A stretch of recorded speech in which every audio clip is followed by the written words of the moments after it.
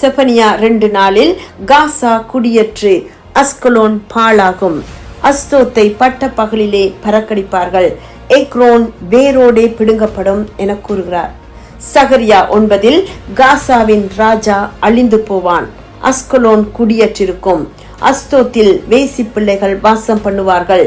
நான் பெலிஸ்தரின் கர்வத்தை அழிப்பேன் எனவும் எரேமியா 47 காசா முட்டையடிக்கப்படும், அவர்களுடைய பள்ளத்தாக்கிலே மீதியாகிய அஸ்கலோன் சங்காரமாகும் எனவும் கூறுகிறார்.